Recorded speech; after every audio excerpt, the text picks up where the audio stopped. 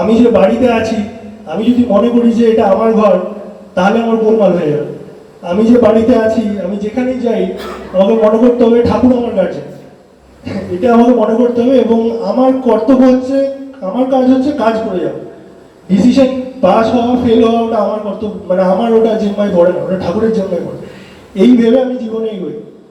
এবং প্রত্যেকদিন যখন সকালে আমি ঘুম থেকে উঠি, আমি আগে, আমার অফিস শুরু হয় 5:30 থেকে ভোরবেলা। আমি বাড়ি থেকেই কাজ করি, আমি ইঞ্জিনিয়ার, ব্যাঙ্গালোরে চাকরি করি। আমি 1 বছর হয়েছে ঠাকুরের কৃপায় আমার ঘর থেকেই কাজের ব্যবস্থা হয়ে গেছে, তো আমি ওয়ার্ক ফ্রম হোমই করছি। এবং আমার অফিস শুরু হয় 5:30 থেকে ভোরবেলা। তো আমার ওঠা হয়ে যায় ভোর মোটামুটি 5টার দিকে। প্রথমে উঠেই আমি আগে ঠাকুরের ইষ্টবিধিটা করি। এবং সারাদিনে কাজের অনেক প্রেশার থাকে, মিটিং থাকে, অনেক রকমের টেনশন স্ট্রেস হয়ে থাকে। তো আমি কি করি, সবার আগে ঠাকুরকে প্রণাম করি, ঈশ্বরবিধি করি, এবং ঠাকুরকে জানাই। যেরকমভাবে আচার্যদেব বলেছেন যে তুমি যা কিছু করবে তুমি ঠাকুরকে জানিয়ে করবে। তুমি যদি কোথাও বাইরে যাচ্ছ তুমি ঠাকুরকে জানাবে, ঘরে আসছো তুমি ঠাকুরকে জানাবে, ঠাকুরকে নিজের ঘরের সদস্য মনে করে তুমি চলবে। ঠিক এই ভাব নিয়ে আমি সকালবেলা উঠি, ঈশ্বরবিধি করি, ঠাকুরকে বলি ঠাকুর আমি কাজ করতে বসছি, আমার এই এই মিটিং আছে, এই সময় 9:30 8:30 এই আছে, হ্যান ত্যান। আমি তো জানি না কি করে কি করবো, অনেক স্ট্রেস থাকে, অনেক টেনশন থাকে, যাই হোক মাথায়, কিন্তু আমার কোনো দায়িত্ব নেই। তুমি মালিক, তুমি জানো কিভাবে কি করবে না করবে, আমার কর্তব্য শুধু আমি পালন করবো, এইটুকুই ব্যাস। তো এইভাবে আমি চলি। তো ওরকমই 2 দিন আগে এরকমই হয়েছিল।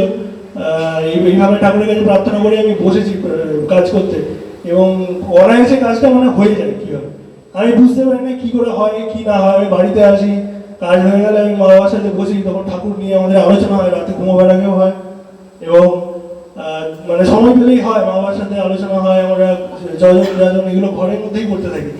তো তখন বলি জিনিসগুলো, ওনারা অবাক হয়ে যান, আর আমি এগুলো দেখছি দীর্ঘদিন হয়ে চলেছে আমার সাথে। তো এইটা আমার ঠাকুরকে পেয়ে উপলব্ধি, এবং এটা আমি মনে করি যে আমার মা বাবার শ্রেষ্ঠ উপহার। কারণ আমি যখন ক্লাস 4-এ পড়ি, ঠিক সেই সময় আমার মা বাবা আমাকে ঠাকুরের দীক্ষা দিয়ে দেন। এবং তখন আমি বুঝতে পারিনি যে ঠাকুরের দীক্ষা নেওয়াটা জীবনে কি আমাকে দিল। তো তখন বাবা মা বলতেন যে ছোটবেলাতে যদি তুমি ঠাকুরের দীক্ষা পাও, তাহলেই জীবন ঠিক পথে ধরে চলতে পারবে। তো সেই হচ্ছে অবস্থা। এবং আমি তখন বুঝিনি, আমি তখন ছোট ছিলাম, কিন্তু সেই মুহূর্তটাই একটা অদৃশ্য আশীর্বাদ হয়ে থেকে যায় আমার জীবনে। এবং এতদিন পর যখন পেছনে তাকাই, তখন বুঝতে পারি এটাই আমার জীবনের সবচেয়ে বড় উপহার, যা জীবনকে সঠিক পথে চলার দিশা দেয়। আমার মনে হয় ঠাকুরকে নিয়ে চললে, মানে আমি কোনো ম্যাজিক এক্সপিরিয়েন্স বা কোনো ম্যাজিক আমি এক্সপেক্ট করি না। আমার মনে হয় আমি ঠাকুরকে নিয়ে চললে আমি এটা শিখতে পারি যে জীবনে আমি চলবো কীভাবে। আমার কথা বলার কৌশল, ঠাকুরের যেমন একটা কথা আমি মনে পড়ছে, আমি কোথাও একটা পড়েছিলাম যে স্পষ্টবাদী হও কিন্তু সংহারে নয়। এটা আমরা অনেকেই বুঝি না। আমরা কথা বলি, আমারও প্রচুর ভুল হয়। আমি অনেক সময় হয়তো অনেক কথা খেয়াল থাকে না, স্পষ্টভাবে সামনের জনকে বলে দিলাম ঠিক, কিন্তু ঠাকুরকে ধরে চললে কি হয় এটা আমি দেখেছি, মাথায় জিনিসটা হিট করে। কখনো না কখনো এটা মনে হয় যে ঠাকুরের এই কথাটা পড়েছিলাম, এটা তো ভুলে গেল।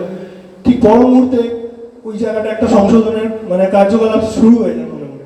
এটা হচ্ছে মনন। একটা উপনিষদে কথা আছে, সবাই আপনারা জানেন, আত্মানাম বৃদ্ধি, অর্থাৎ নিজেকে জানো। আমরা কি নিজেকে পুরোটা জানি? আমি যেমন বললাম আমি ভুল করি, আমি অনেক জায়গাতেই ভুল করি, কিন্তু অনেক সময় মনে হয় দেখবেন যে আমি নিজেকে সবসময় ঠিক মনে করি, কিন্তু সত্যি আমি নিজেকে যে ঠিক মনে করছি সবসময় তো আমি ঠিক নয়। ঠাকুরকে ধরে চললে কি হয়, আচার্য সান্নিধ্যে গেলে কি হয়, নিজেকে দেখা যায়, মনে হয় আয়নার সামনে আমি দাঁড়িয়ে আছি। আদর্শ কথার মানেই তাই, যার সামনে গেলে নিজেকে দেখা যায়। প্রতি মুহূর্তে নিজেকে ভেঙে চুরে তার প্রিয় মানুষে রূপান্তরিত করা যায়। আর আমার মনে হয় এটাই আমাদের সাধনা হওয়া উচিত জীবনে। তাই নিজেকে রেকটিফাই করতে গেলে প্রথমে যেটা করতে হবে, তাকে জীবন্ত করে রাখতে হবে। আমি যখন সকালে উঠে ঈশ্বরবিধি করে ঠাকুরকে জানালাম যে ঠাকুর আমার দিন এইভাবে চলবে, আমি আমার মধ্যে ঠাকুরকে জীবন্ত করে রাখলাম। আচার্যদেব আমার মনে আছে একটা জায়গায় বলছেন, কেউ যদি তোমাকে জিজ্ঞেস করে তোমার ঠাকুর কেমন, তুমি বলবে আমাকে দেখে বলছো আমার ঠাকুর কেমন। এটা খুবই কঠিন কাজে এটা পরিণত করা, কিন্তু চেষ্টা করে আমাদের যেতে হবে। আমার মনে একটু একটু করে সুজাতে কোথাও একটা করে আমরা ঠিক জায়গায় পৌঁছাবো। সুখের সময় আমরা বুঝতে চাই না যে ঠাকুর জীবন্ত।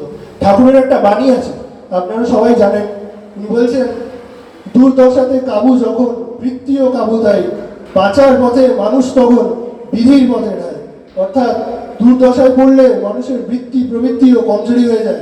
বাঁচতে তো হবেই, তাই তখন বলি দয়াল, দয়া করো, রক্ষা করো। বিধির পথে পুষ্টি পেয়ে চিত্ত সবল হলে বৃত্তি ধান্দার স্বার্থ নিয়ে আবার ছুটে চলে। যখন আমরা বিধির পথে চলছি, অটোমেটিক্যালি আমাদের মন ভালো হবে, সুস্থ হবে। এবার যেই ঠিকভাবে হয়ে গেল, আর কিন্তু তার কথা মনে পড়ছে না, তখন আমি আনন্দে আছি কিন্তু তাকে ভুলে গেছি। আবার আমার সেই বৃত্তি ধান্দার স্বার্থ নিয়ে আমি ছুটে চললাম। এমনি করে ওঠা পড়ায় মরণ মুখে ঢায়। বারবার যদি এরকম হয় আমাদের জীবনে, এমনি করতে করতেই কি হয়, মানুষের জীবন নষ্ট হয়ে যায়। এই জন্য গুরুর প্রয়োজন জীবনে। ঠাকুরকে একজন জিজ্ঞেস করেছিলেন, যে একজন ফরেনার ঠাকুরকে জিজ্ঞেস করেছিলেন, আমি কিছুদিন আগে পড়ছিলাম, যে ঠাকুর, আপনার সমস্ত শিক্ষা যদি একটা শব্দের মধ্যে আপনি বলতে চান, বোঝাতে চান কাউকে, কি বলবেন? ঠাকুর বললেন, বি কনসেন্ট্রেট, মানে একনিষ্ঠ একজনের প্রতি। ঠাকুর বললেন, আইডিয়ালের প্রতি কনসেন্ট্রেট হতে হবে, তবেই জীবনটা ঠিক মতো চলবে। আমি একে আইডিয়াল করে নিলাম, ওকে জীবনের আইডিয়াল করে নিলাম, আমার জীবন ঠিক মতো চলবে না। আমাকে যে গুরু, তাকে ধরে আমাকে চলতে হবে, কারণ তিনি আমার পথপ্রদর্শক।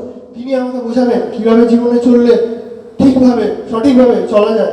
আর ঠাকুর বললেন, ইষ্ট উৎসর্জনে কিন্তু সবই পাল্টে যায়। যদি তার প্রতি আগ্রহ টান থাকে, এরকম ওঠা পড়ার কোনো সম্ভাবনা আমাদের জীবনে থাকে না। তাকে ধরে চলার এটাই হচ্ছে সার্থকতা, নিরন্তর তাকে ধরে চলতে হয়। আচার্যদেব একটা জায়গায় বলেছিলেন যে ঠাকুরকে ধরে চলা মানে একটা নদী, সেখানে আমার নৌকোটা আছে, কিন্তু পাড়ে আমি খুঁটিটা বেঁধে দিলাম, মানে আমার নৌকোটা হেলবে দুলবে কিন্তু ভেসে যাবে না। ঠাকুরকে ধরে চলার অর্থ হচ্ছে ঠিক তাই। তাই স্বার্থ আমার তুমি শুধু, কোনো প্রয়োজন স্বার্থ নয়। ভর দুনিয়ায় যা হোক না হোক, তোমার অতৃপ্তি করি যে ভয়। তোমার তৃপ্তি স্বস্তি পোষণ, বিশ্বে তোমার জয়গান। তাই যেন হয় সাধনা, চলার পথের অভিযান। আমরা সবাই যেন এই কথা মন ও প্রাণ দিয়ে বলতে পারি। আপনারা সবাই ভালো থাকুন।